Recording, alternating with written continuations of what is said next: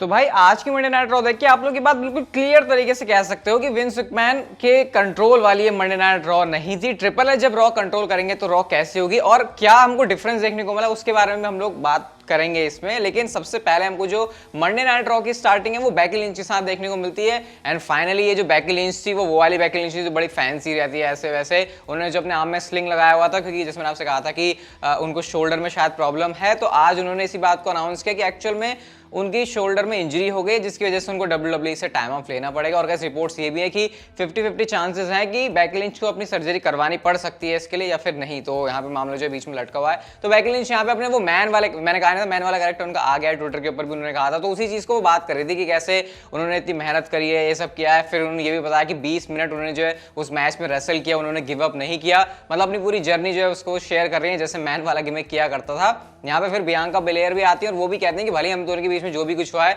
लेकिन last 1 year के अंदर हम लोगों ने जो साथ में किया है, जो मूवमेंट्स क्रिएट किए हैं, तो उसके लिए यहाँ पर फिर से वो जो बहन चारा वाली सीन है वो हमको इनके बीच में देखने को मिलती है। अब बियांका बेलेयर रिंग के अंदर में प्रोमो कट कर ही रही थी लेकिन बैक स्टेज क्या होता है, बेकी लिंच के ऊपर अटैक हो जाता है। किसकी तरफ से? बेली की स्टेबल की तरफ से। डेकोटा का ईयो शिराई के साथ मिलकर उनके ऊपर अटैक कर देती है और बियांका बेलेयर ने जाकर यहाँ पर सेव भी किया। और आज ये जो विमेंस डिवीजन के अंदर हमको चीजें देखने को मिली हैं, मतलब ये तो लग रहा है कि पता नहीं लास्ट टाइम कब हुआ था। अभी धीरे धीरे उन सब चीज को हम डिस्कस करेंगे। अभी और भी कुछ है बेली के स्टेबल के बारे में। लेकिन नेक्स्ट हमको मैच देखने को मिलता है styles versus Ali versus miss का, क्योंकि आज WWE ने शो के ऊपर 2 ट्रिपल थ्रेट मैचेस को अनाउंस किया और दोनों ट्रिपल थ्रेट मैचेस में जो जीतेगा वो दोनों विनर फिर लड़ेंगे और उसमें जो जीतेगा वो बॉबी लेस्ली को यूएस चैंपियनशिप के लिए फेस करेगा। भाई साहब तुम मुझे ये बता दो कि मिड गार्ड डिवीजन को इतनी वैल्यू लास्ट टाइम कब मिली थी कि शो के ऊपर मैचेस हो रहे हैं 2 नहीं बल्कि 3 मैचेस होने के बाद डिटरमाइन होगा कि कौन बनता है नंबर 1 कंटेंडर यूएस चैंपियनशिप के लिए। तो ये भाई क्लियर एक साइन है, आपको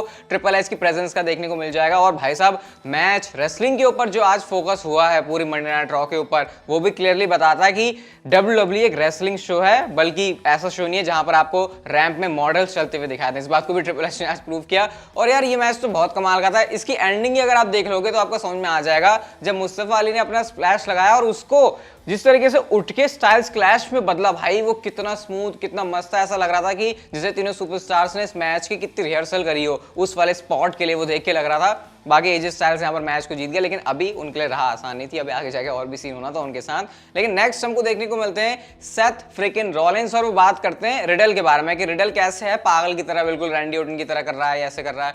मतलब वो आया और ठुक पिट के चला गया और रैंडी ऑर्टन की तरह उसको बनना था ना तो बन गया। जैसे रैंडी ऑर्टन इंजर्ड है वो भी इंजर्ड हो गया है। और अब यहाँ पर रॉलिंस एक बात को मेंशन करते हैं कि मेरी जो सारी अटेंशन है वो अनडिस्प्यूटेड चैंपियन रोमन रेंस के ऊपर है। मैं एक्साइटेड था कि अब आगे क्या होने वाला है, बट यहाँ पे इंटरप्ट कर दिया उनको स्ट्रीट प्रॉफिट्स ने, जो कि मुझे थोड़ा सा समझ नहीं आया। स्ट्रीट प्रॉफिट्स ने यहाँ पर आकर उनको इंटरप्ट किया। सेथ रॉलिंस कह रहे हैं यार तुमसे टैग टीम चैंपियनशिप तो जीती नहीं जाती, तुमसे कुछ हो नहीं जाता, तुम अलग ही हो जाओ। इस पर क्या होता है, दोनों में से एक के साथ ही रेसल कर सकते थे वो, तो वो स्टोन पेपर सीजर कर रहे हैं। हालांकि मॉन्टेज फॉर्ड वो भी करने में इंटरेस्टेड नहीं थे। आज वैसे मॉन्टेज फॉर्ड को देख के विजिबली लग रहा था कि उन्होंने अपनी फिजिक में जो है इंप्रूवमेंट करी है, उन्होंने और ज्यादा जो है साइज गेन कर लिया है। तो मॉन्टेज फॉर्ड और सेथ रॉलिंस के बीच में मैच था, ये भी अच्छा रेसलिंग मैच था। ऑब्वियसली मॉन्टेज फॉर्ड की जो उनकी एथलेटिक वो काम करते रिंग के अंदर वो भी था, और सेथ रॉलिंस तो भाई अपने हैं ही कमाल के। लेकिन ऑब्वियस सी बात है सेथ रॉलिंस मैच के अंदर हार नहीं सकते थे।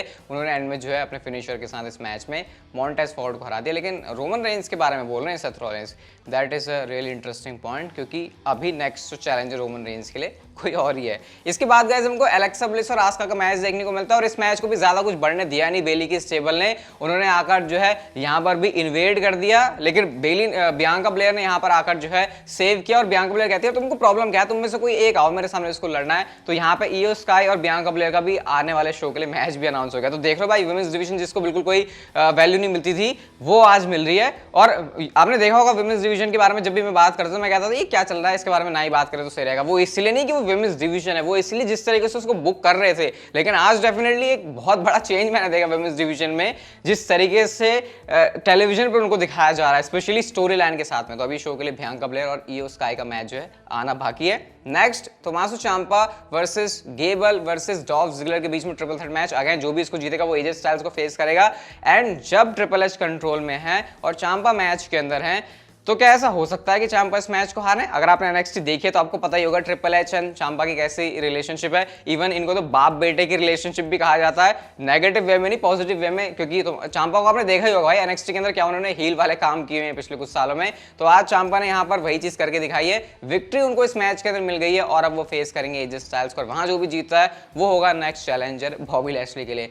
शो के ऊपर आज हमको एज भी देखने को मिलते हैं, अपने रेटेड आर वो जो गिमिक था या फिर वो जो विनियर्ड थी वो क्या था वो तो समझ में नहीं आया, क्योंकि आज जो है एज अपने पुराने वाले थीम सॉन्ग पर आया बिल्कुल वैसे बन के जैसे कि हमने उनको कुछ अभी टाइम पहले देखा था। तो मुझे समझ नहीं आया कि वो जो विनियर्ड दिखाया और वो जो सब किया उसका मतलब क्या था, क्योंकि एज ने आज शो के ऊपर ये कहा कि मैंने तो जजमेंट डे बनाए थे कि जो यंगर टैलेंट्स हैं उनको सिखाने के लिए, लेकिन भाई तो मेरे ऊपर ही चढ़ गए, तो अब मेरे को जो है जजमेंट डे को एंड करना है, ऐसा कह के जो है एज यहाँ पर प्रोमो कट करते हैं। क्लियरली उन्होंने अपनी जो डायरेक्शन है बिल्कुल अलग कर लिया है और जजमेंट डे सब यहाँ पर उनको ज्यादा कुछ लेना देना है नहीं, बल्कि उनको ठुकाई पिटाई करके एज मानेंगे। बट हाँ, शो के मेन इवेंट में तो कुछ और ही सीन हुआ।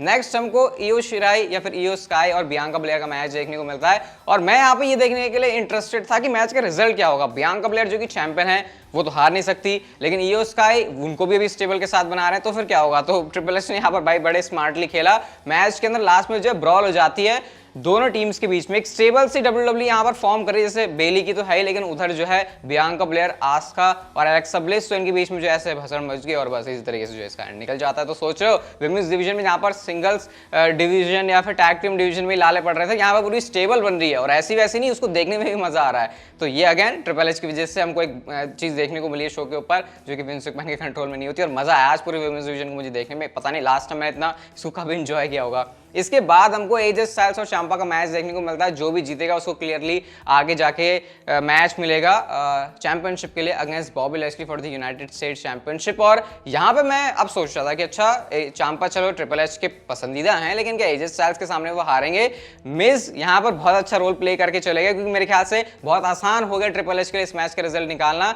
जीते इस मैच के अंदर चांपा, लेकिन मिज की जो है या फिर चांपा की हील टैक्टिक्स के साथ में जब एजे स्टाइल्स को रिंग में नहीं जाने देते, एक बार उन्होंने रोप ब्रेक करवाने में भी उनकी मदद करी थी, और एंड में जो है फायदा उठाया चांपा ने अपने फिनिशर के साथ में और एजे स्टाइल्स को उन्होंने हरा दिया, और चांपा फेस करेंगे बॉबी लैशली को यूनाइटेड स्टेट्स चैंपियनशिप के लिए।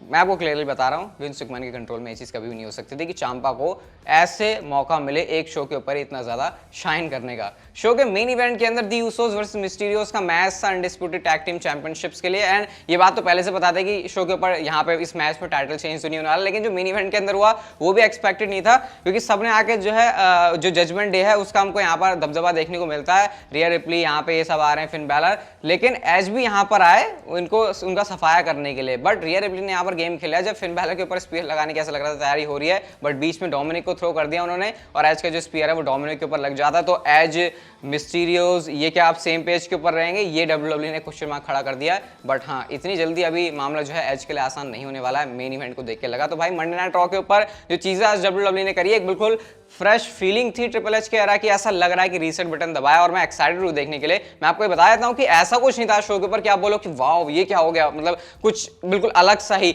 लेकिन बेस ट्रिपल एच ने बहुत अच्छा बना दिया आज के शो से, और आने वाले जब रॉ के एपिसोड्स निकलेंगे तो डेफिनेटली यहाँ पर आपको वो वाली चीज भी देखने को मिलेंगी जो आज शो के ऊपर मिसिंग थी। बट ओवरऑल स्ट्रक्चर वाइज आज का मंडे नाइट रॉ मुझे काफी पसंद आया। कुछ आपको और स्टोरीज भी बताता हूँ। तो भाई साशा बैंक्स और नेओमी भी वापस आ रहे हैं ट्रिपल एच की तरफ से, एक और नया मूव है, क्योंकि साशा बैंक्स और नेओमी का आपको पता कुछ पंगा पड़ गया था, लेकिन अब रिपोर्ट्स ये हैं कि उन्होंने डब्ल्यूडब्ल्यू के साथ जो है डील कर ली अपने रिटर्न की। तो जो स्टेबल वगैरह हम कह रहे हैं अभी विमेंस डिवीजन में, साशा बैंक्स और नेओमी यहाँ पर अपनी टैग टीम को आगे जो चलाने वाली हैं, और जो विमेंस टैग टीम टाइटल्स हैं उनका अब यहाँ पे मैं कह सकता हूँ कि आगे जाके कुछ फ्यूचर हो सकता है। ब्रॉक लेसनर के वो जो स्पॉट था जहां पर उन्होंने रिंग को लिफ्ट कर दिया था, उसको लेकर भी रिपोर्ट आई है कि डब्ल्यूडब्ल्यू ने जो है इसको डायरेक्टली जाकर सीधा नहीं किया था ब्रॉक लेसनर ने, बल्कि इसको जो रिहर्स किया गया था एटलीस्ट एक टाइम फ्राइडे को समर स्लैम से पहले। इवन जो यहाँ पर डब्ल्यूडब्ल्यू की प्रोडक्शन टीम है उनका भी काफी ज्यादा इनपुट था, तो वो जितना आसान लग रहा था ब्रॉक लेसनर के लिए देखने में वो इसी वजह से था क्योंकि उसके पीछे काफी एफर्ट्स थे, और वो बिल्कुल एफर्टलेसली जो है ब्रॉक लेसनर ने जाकर रिंग को उठा दिया। तो ये इसके पीछे कुछ जो है कहानी है कि कैसे ब्रॉक लेसनर सक्सेसफुली रिंग को उठा पाए ट्रैक्टर की मदद से। अगले स्मैकडाउन के एपिसोड के लिए WWE clash at the castle के Roman Reigns and Drew McIntyre के मैच को एडवर्टाइज करे, तो शायद आप लोग एक्सपेक्ट कर सकते हो कि नेक्स्ट वीक ये जो है दोनों सुपरस्टार अपनी राइवलरी को आगे बिल्ड करने वाले हैं। I hope Roman Reigns and Brock Lesnar की जैसे राइवलरी रही है वैसा ड्रू मैकिंटायर रोमन रेंस के सीन में ना हो, क्योंकि भाई यूके के अंदर इवेंट है एकदम रेसलमेनिया जैसा ये शो है, तो WWE मुझे तो लगता है इसमें कोई कसर छोड़ने वाली है एंड नेक्स्ट स्मैकडाउन में थिंग्स काफी इंटरेस्टिंग हो सकती हैं मैकिंटायर एंड रोमन रेंस के बीच में। और जाते जाते आपको रोमन रेंस के बारे में एक स्टैट बता देता हूं। रोमन रेंस ने 700 दिन, मैंने आपको भी बताया कि उन्होंने एज यूनिवर्सल चैंपियन तो पूरे कर ही लिए हैं, लेकिन गाइस रोमन रेंस के 1000 दिन पूरे हो चुके हैं WWE के अंदर कंबाइंड। अगर उनके रेन की हम बात करें तो 1000 दिन का ये जो फिगर है इस तक पहुंचना काफी मुश्किल होता है। रोमन रेंस पहुंच गए हैं और अगर कुछ एक टाइम और अगर रोमन रेंस अपने पास जो है चैंपियनशिप्स को रख लेते हैं, अपने रेन को आगे बढ़ाते हैं, तो फिर यहाँ पर रोमन रेंस टॉप 5 के जो WWE के ऑल टाइम रिकॉर्ड है उसके अंदर अपना जो नाम है वो दर्ज करवा लेंगे। तो बल्ले बल्ले हो रही है रोमन रेंस की, बट हाँ नेक्स्ट चैलेंजर भी काफी तगड़ा है, तो देखते हैं अब रोमन रेंस के लिए कितना बड़ा वो थ्रेड पोस्ट कर पाते हैं। लेकिन आज की जो वीडियो थी गाइस वो ये तक, कितनी अच्छी लगी तो like share subscribe notification bell को ऑन कर दो and see you guys in my next video.